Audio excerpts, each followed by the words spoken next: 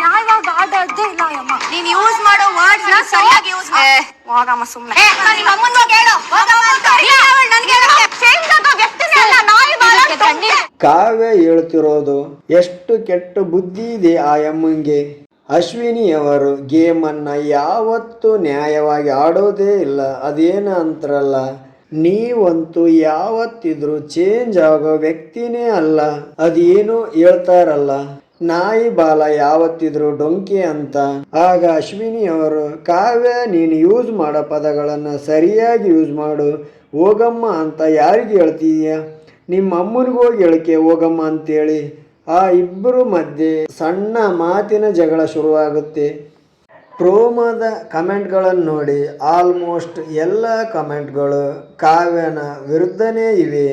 ಆದರೂ ಪರವಾಗಿಲ್ಲ, ಯಾಕೆಂದರೆ ಕಾವ್ಯನ ಬಳಿ ಗಿಲ್ಲಿ ಅನ್ನೋ ಒಂದು ಅಸ್ತ್ರ ಇದೆ. ಆ ಅಸ್ತ್ರ ಇರುವವರೆಗೂ ಗೇಮಲ್ಲಿ ಬಿಗ್ ಬಾಸ್ ಮನೆಯಲ್ಲಿ ಕಾವ್ಯ ಸೇಫ್ ಅನಿಸ್ತಾಳೆ, ಸೇಫಾಗಿರ್ತಾಳೆ. ಒಂದು ಸ್ವಲ್ಪ ದಿವಸ ಬಂದಾಗಿತ್ತು ಅನಿಸ್ತಾ ಅಶ್ವಿನಿ ಹಾಗೂ ಕಾವ್ಯನ ಕಿತ್ತಾಟ. ಈ ಟಾಸ್ಕಲ್ಲಿ ಮತ್ತೆ ಶುರುವಾಯಿತು. ನೋಡ್ಬೋದು ನೀವು ಟಾಸ್ಕಲ್ಲಿ ಅಶ್ವಿನಿ ಹಾಗೂ ಕಾವ್ಯ ಕಿತ್ತಾಡೋದ್ರಲ್ಲಿ 90% ಅಶ್ವಿನಿದೆ ಅವರು ತಪ್ಪಿದ್ರೆ ಇನ್ನು 10% ಕಾವ್ಯ ಅವರು ತಪ್ಪಿರ್ತದ. ಯಾಕಂದ್ರೆ ಅಶ್ವಿನಿ 2.2 ಅಂತೇಳಿ ಸೈಲೆಂಟ್ ಆಗಿನಿ ಇನ್ನೊಬ್ರಿಗೆ ಯಾಕೆ ಫುಟೇಜ್ ಕೊಡೋದಂತೇಳಿ ಈ ಥರ ಜಗಳಕ್ಕೆ ಬಿದ್ದರೆ ಎಲ್ಲಿ ಸೈಲೆಂಟ್ ಆಗ್ಯಾರಂತ ಅನಿಸ್ತದ. ಇಲ್ಲಿ ಅಶ್ವಿನಿಯವರು ಯಾಕೆ ಇಷ್ಟು ರೊಚ್ಚಿಗೆದ್ದಾರಂದ್ರೆ ಅಶ್ವಿನಿ ಮತ್ತು ಸ್ಪಂದನನ ಮಧ್ಯೆನೇ ಈ ಟಾಸ್ಕ್ ಇರೋದು. ಅವರಲ್ಲಿ ಯಾರು ಗೆಲ್ತಾರೆ ಅವರು ಸೇಫ್ ಆಗ್ತಾರೆ, ಸೋತವರು ನಾಮಿನೇಟ್ ಆಗ್ತಾರೆ.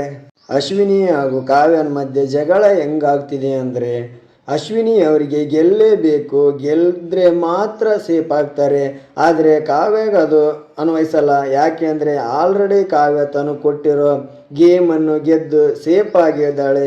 ಆದರೂ ಕೊಟ್ಟಿರುವ ಗೇಮನ್ನು ಚೆನ್ನಾಗಿ ಆಡಬೇಕು, ಗೆಲ್ಲಬೇಕಂತ ಅಶ್ವಿನಿ ಅವ್ರ ಜೊತೆ ವಾದ ಮಾಡ್ತಿದ್ದಾಳೆ, ಜಗಳ ಆಡ್ತಿದ್ದಾಳೆ. ಇನ್ನೊಬ್ಬರು ಅನ್ನೋದಕ್ಕಿಂತಲೂ ಸ್ವಂತ ಫ್ರೆಂಡ್ ಸ್ಪಂದನನಿಗೋಸ್ಕರ ಈ ಗೇಮ್ ಆಡ್ತಿದ್ದಾಳೆ. ಇಷ್ಟು ಸೀರಿಯಸ್ ಆಗಿ ಜಗಳಕ್ಕೆ ನಿಂತಿದ್ದಾಳೆ ಕಾವ್ಯ ಅನ್ಬಹುದು. ಈಗ ನಡೀತಿರುವಂಥ ಟಾಸ್ಕಿನ 2 ಸುತ್ತಿನಲ್ಲಿ ಬಹುಶಃ ಡ್ರಮ್ಮಲ್ಲಿ ಜಾಸ್ತಿ ನೀರನ್ನು ಅಶ್ವಿನಿಯವ್ರ ಟೀಮೇ ಉಳಿಸ್ಕೊಂಡದ ಅನಿಸ್ತದ. ಯಾಕೆಂದರೆ ನಿನ್ನೆ ಎಪಿಸೋಡಲ್ಲಿ ನೋಡಿರಬಹುದು, ಚೈತ್ರ ಹಾಗೂ ರಘು ಅವರು ಸಣ್ಣ ಪುಟ್ಟ ತಪ್ಪುಗಳಾದರೂ ಪರವಾಗಿಲ್ಲ, ಚೈತ್ರ ಇದ್ದಲ್ಲಿ ಇದೆಲ್ಲ ಮಾಮೂಲಿ. ಯಾಕೆಂದರೆ ಕ್ಯಾಪ್ಟನ್ ಆದ ರಾಶಿಕಾ ಅವರು ನಾನು ತೆಗೆದಿರುವಂಥ 4 ಡ್ರಮ್ಮಿನ ಹೋಲ್ಗಳನ್ನು ಕಡ್ಡಿಯಿಂದ ಮುಚ್ಚುವಂತಿಲ್ಲ, ನೀವು ಅದನ್ನು ಪ್ರೊಟೆಕ್ಟ್ ಮಾಡ್ಬೋದು ಕೈಗಳಿಂದ, ದೇಹ ಕೈಗಳಿಂದ ಮಾತ್ರ ಪ್ರೊಟೆಕ್ಟ್ ಮಾಡ್ಬೋದು ಅಂತ ರಾಶಿಕಾ ಹೇಳ್ತಾರೆ. ಆದರೆ ಅದನ್ನು ಕೇಳದೆ ರಘು ಹಾಗೂ ಅಶ್ವಿನಿಯವರು ತಮ್ಮಲ್ಲಿರುವ ಕೋಲ್ ಅಥವಾ ಕಡ್ಡಿಗಳಿಂದನೇ ಅದನ್ನು ಬಂದ್ ಮಾಡ್ತಾರೆ.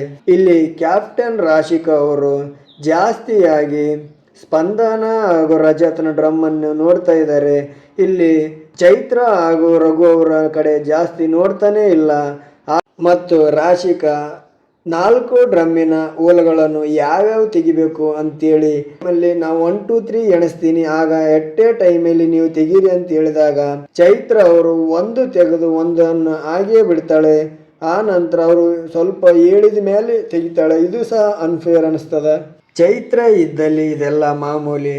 ನೀವು ಹೋದ 11ನೇ ಸೀಸನಲ್ಲಿ ನೋಡಿದ್ರಲ್ಲ, ಸಣ್ಣ ಪುಟ್ಟ ತಪ್ಪುಗಳೆಲ್ಲ ಲೆಕ್ಕಕ್ಕೆ ಬರಲ್ಲ.